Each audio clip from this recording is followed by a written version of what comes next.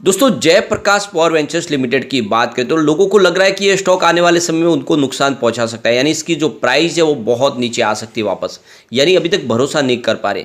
तो आज इस वीडियो के माध्यम से हम जयप्रकाश पावर वेंचर्स लिमिटेड की सेहत को देखेंगे, इसकी परफॉर्मेंस कैसी रह सकती है आगे और इसकी कितनी मजबूती है कंपनी के अंदर। क्या वाकई में कंपनी आने वाले समय में कुछ मजबूती के साथ आगे बढ़ सकती है या फिर इसके अंदर वापस गिरावट होगी, क्योंकि 2-3 साल पहले इसकी प्राइस 1 रुपये से भी नीचे थे, यानी 50 पैसे के आसपास स्टॉक था और इसीलिए लोगों को लग रहा है कि ये स्टॉक आने वाले समय फिर से कहीं 50 पैसे या 1 रुपये का ना हो जाए, या फिर इसके अंदर वो संभावना है कि आने वाले समय 3 डिजिट में चला जाए, जैसा कि ये 2008 के पहले था जब ये 140 के ऊपर ट्रेड किया करता था।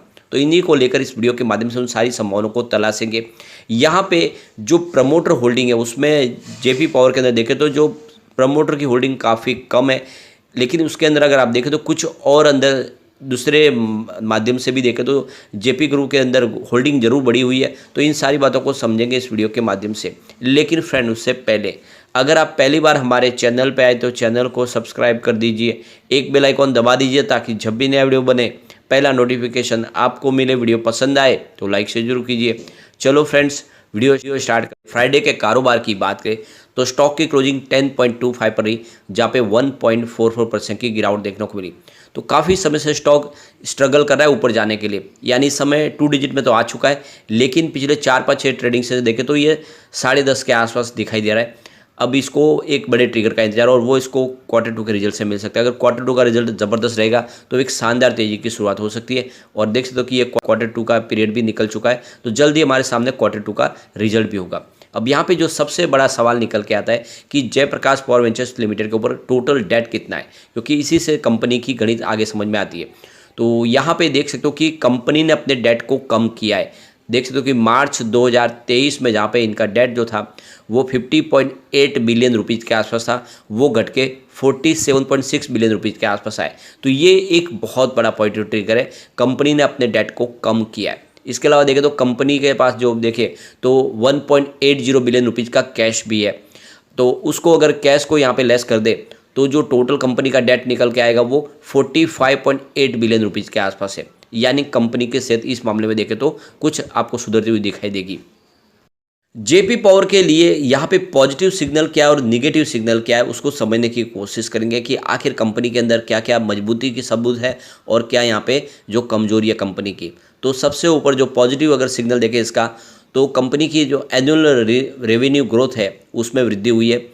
देख सकते हो कि 21.86% के आसपास थी लास्ट ईयर, जो इस समय 29.75% के आसपास रही है। तो ये एक अच्छा पॉजिटिव सिग्नल है कि कंपनी का एनुअल रेवेन्यू ग्रोथ बढ़ रहा है।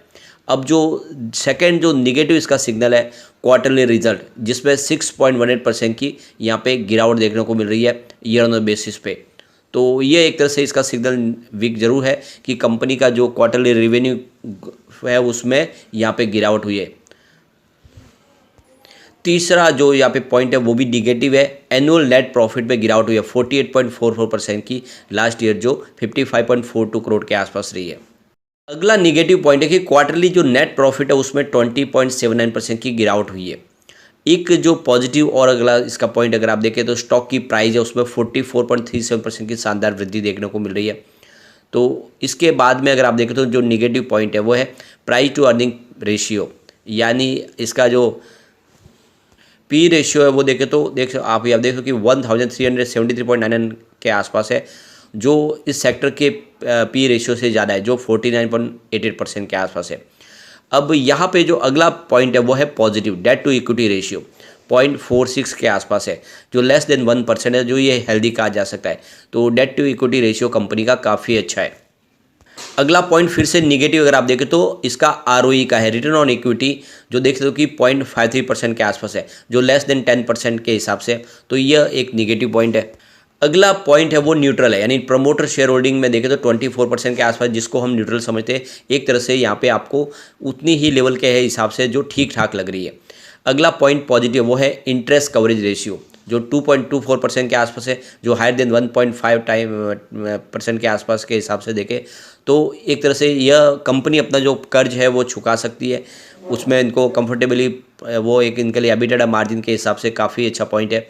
अगला जो निगेटिव पॉइंट है वो है प्रमोटर के गिरवी शेयर, 79% शेयर गिरवी रखे हुए, ये एक निगेटिव पॉइंट है। तो आप समझ गए होंगे कंपनी के लिए क्या प्लस पॉइंट है और क्या निगेटिव पॉइंट है, उस हिसाब से आप अपनी रणनीति तय कर सकते हैं।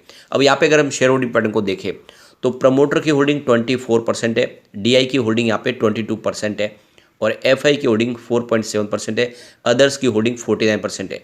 तो ये अदर्स में इसमें आप देखें तो होल्डिंग में कुछ और आपको आंकड़े भी दिखाई देंगे, तो इसको अच्छे से हम समझते हैं। तो Jaiprakash power ventures limited company की प्रमोटर होल्डिंग के तहत तो यहाँ पे आपको 24% की होल्डिंग दिखाई देगी।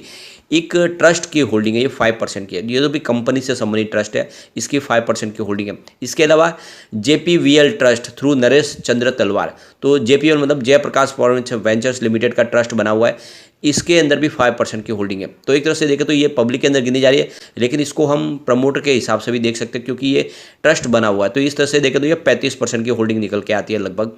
इसके अलावा देखें तो महाभद्र कंस्ट्रक्शन लिमिटेड के पास 1.4% की होल्डिंग है। यहाँ पे जो सबसे बड़ी होल्डिंग है वो है प्रमोटर के बाद आईसीआईसीआई बैंक लिमिटेड की, करीब 10% की भारी भरकम होल्डिंग है। यानी आईसीआईसीआई बैंक ने यहाँ पे बहुत भारी अपनी होल्डिंग ली हुई है। एक तरह से देखें तो प्रमोटर के बाद प्रमोटर ही गिन सकते हैं, उसकी काफ़ी बड़ी होल्डिंग आईसीआईसीआई बैंक की जरूर है।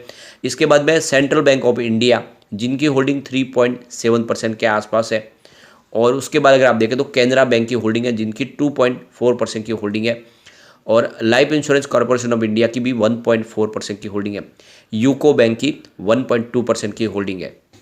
तो ये 20% की जो होल्डिंग है ये आप देख सकते हो, इसमें अलग अलग बैंक है और एलआईसी है। तो ये आप समझ जनरल पब्लिक के होल्डिंग में सारी जनरल पब्लिक का शेयर नहीं है, बल्कि ये 20% की जो